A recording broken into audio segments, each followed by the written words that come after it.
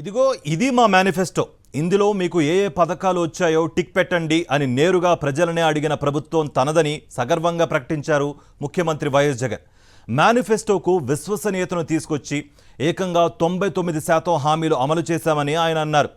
చంద్రబాబు పేరు చెబితే ఒక్క మంచి కూడా గుర్తుకు రాదని, చెప్పుకోవడానికి ఆయనకు ఏ స్కీము లేదని స్పష్టం చేశారు. అభివృద్ధి అంటే ఏంటో చెప్పడానికి కూడా సిద్ధంగా ఉన్నానని, వినడానికి సిద్ధంగా ఉన్నారా అని ఆయన ఎల్లో మీడియాకు, చంద్రబాబు బ్యాచ్కి సవాల్ విసిరారు. కూటమి పొత్తుల కుట్రలను, దిగజారుడు రాజకీయాలను ఏకిపారేశారు. తప్పితే ఓటు వేయొద్దని చెప్పిన దమ్మున్నడు జగను. చెప్పిన మాట చెప్పినట్టుగా చేసిన మా రాజన్న కొడుకుర జగను. ఏ కష్టం రావద్దని పేద గుండెకు ప్రతి పథకం పంపిండుర గడప గడపకు. పులి గడపలో పులి పుట్టినట్టే పుట్టిండురా. 3 గంటలు ఆలస్యమైనా సరే ముఖ్యమంత్రి వైఎస్ జగన్మోహన్ రెడ్డి రాక కోసం ఎదురు చూశారు గాజువాక నియోజకవర్గ ప్రజలు. ఇచ్చాపురం సభను పూర్తి చేసుకుని గాజువాక సభలోకి ఎంట్రీ ఇచ్చిన జగన్ను చూడగానే ప్రజల్లో ఒక్కసారిగా సంతోష తరంగాలు హోరెత్తాయి.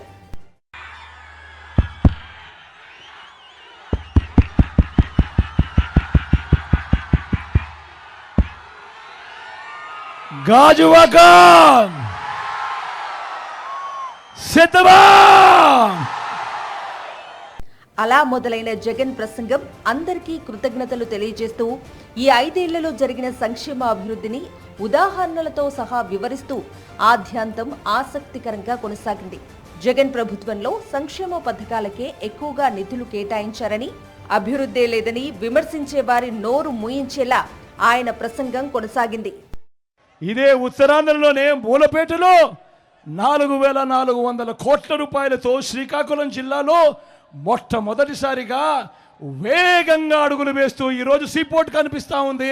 అక్కడే మొట్టమొదటిసారిగా కొత్తగా మరో 10 ఫిషింగ్ హార్బర్లు నిర్మాణంలో ఉన్నాయి.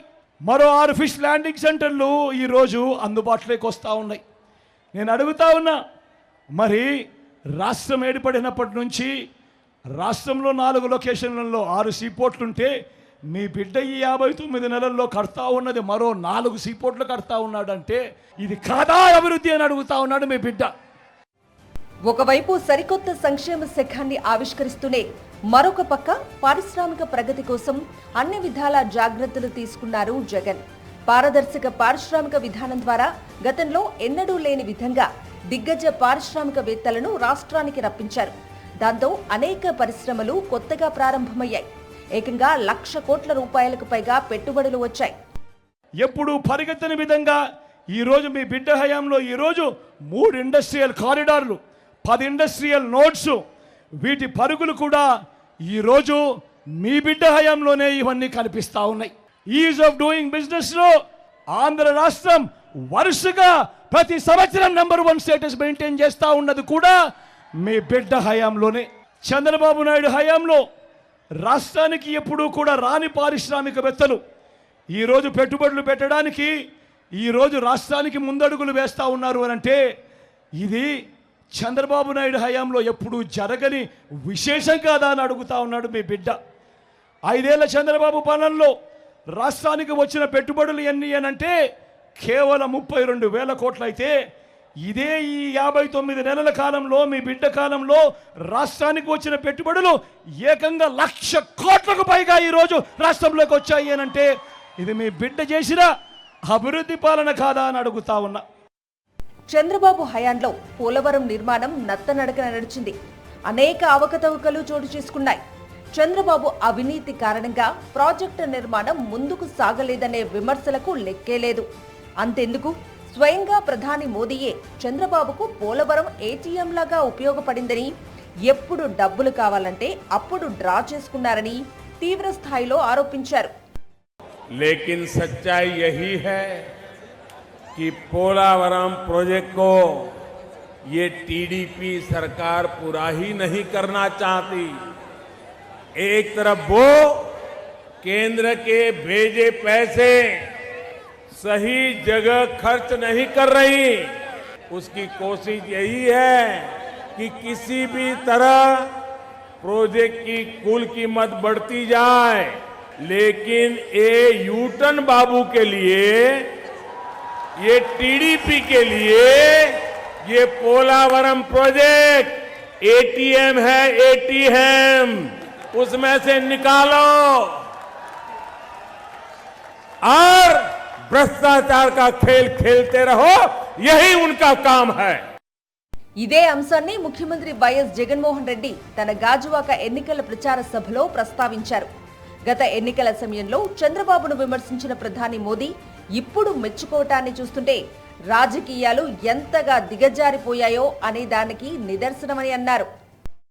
ఇదే చంద్రబాబు గురించి గత ఎన్నికల ముందు ఏమన్నారో ఒక్కసారి గుర్తుకు తెచ్చుకోండి అని మిమ్మల్ని అందరినీ కూడా కోరుతా ఉన్నా.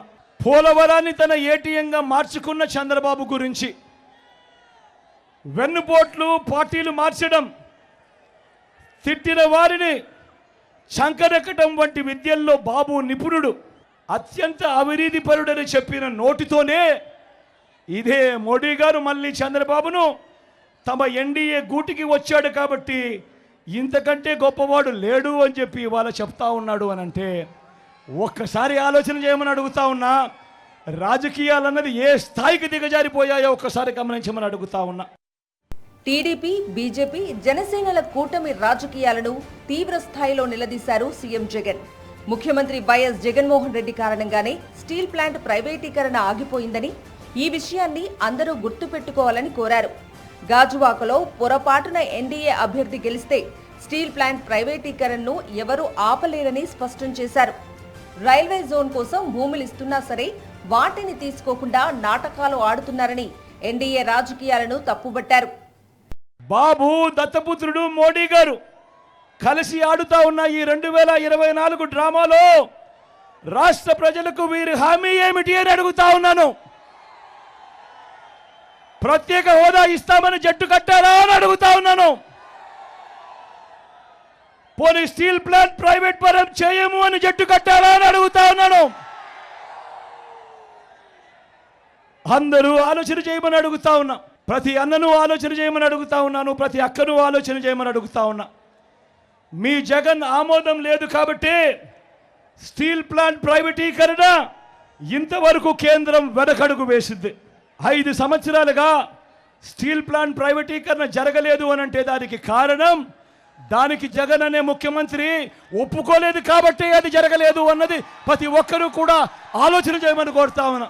ఈ ఎన్నికల్లో కూడా స్టీల్ ప్లాంట్ అమ్మకం ఆపేలా ఆ బాబు, ఆ దత్తపుత్రుడు, ఆ బీజేపీల కూటమిని ఓడించి నా తమ్ముడు అమర్కు ఓటు వేసి మొత్తం దేశానికి ఒక గట్టి మెసేజ్ ఇక్కడి నుంచి పంపించండి అని కోరుతా ఉన్నా. ప్రైవేటైజేషన్ చేస్తానంటున్న ఎన్డీఏకు ఓటు వేయడం అంటే స్టీల్ ప్లాంట్ అమ్మకానికి మీరే ఆమోదం తెలిపినట్టు అవుతుంది అన్నది ప్రతి ఒక్కరూ కూడా గుర్తుపెట్టుకోమని కోరుతా ఉన్నా. గాజువాకలో పొరపాటున టీడీపీ గెలిచిందంటే, ఎన్డీఏ గెలిచిందంటే స్టీల్ ప్లాంట్ అమ్మకాన్ని ఎవ్వరూ కూడా ఆపడం సాధ్యం కాదు. దీన్నే ఎన్నికల రెఫరెండంగా తీసుకుంటారు. స్టీల్ ప్లాంట్ అమ్మకానికి ప్రజలందరూ మద్దతు తెలిపారు కాబట్టి తెలుగుదేశం పార్టీ అభ్యర్థి, ఎన్డీఏ అభ్యర్థి గెలిచాడు అని చెప్పి చెప్పుకుంటారు. ప్రతి ఒక్కరూ కూడా ఆలోచన చేసుకోమని చెప్తా ఉన్నా. అలాగే రైల్వే జోన్కు భూములు మనం ఇచ్చినా కూడా కావాలని అవి తీసుకోకుండా లిటిగేషన్ పెడతా ఉన్నారు. రైల్వే జోన్కు అర్థం ఆర్థికంగా నిలబడగలిగిన జోన్ అని, కేవలం 2 బిల్డింగులు కట్టి మమా అనిపించడం వల్ల ఎవరికి ప్రయోజనం ఉండదు. ఇవాళ వీళ్ళు చేస్తూ ఉన్నది కూడా అలాంటి దొంగ ప్రేమే మనం ఎంత చూపిస్తూ ఉన్నారన్నది ప్రతి ఒక్కరూ కూడా జ్ఞాపకంలో పెట్టుకోమని అడుగుతా ఉన్నా. ఇలా కొనసాగిన ముఖ్యమంత్రి వైఎస్ జగన్మోహన్ రెడ్డి ప్రసంగం అన్ని అంశాలను స్పృశిస్తూ చంద్రబాబు కూటమి కుట్రలు, కుతంత్రాలను తీవ్ర స్థాయిలో ఎండగట్టింది. చంద్రబాబును పొరపాటున నమ్మితే సంక్షేమ పథకాలు ఆగిపోతాయని, బాబుకు విశ్వసనీయత లేదని ప్రజలకు వివరించారు. సరికొత్త సంక్షేమ అభివృద్ధితో అన్ని వర్గాల ప్రజలకు అండగా ఉంటున్న వైఎస్ఆర్సీపీ ప్రభుత్వానికి మరోసారి అండగా నిలవాలని ప్రజలందరికీ విజ్ఞప్తి చేశారు. మా నమ్మకం నువ్వే జగన్. మా నమ్మకం నువ్వే జగన్. మా నమ్మకం నువ్వే జగన్. నమ్మకం నువ్వే జగన్. నమ్మకం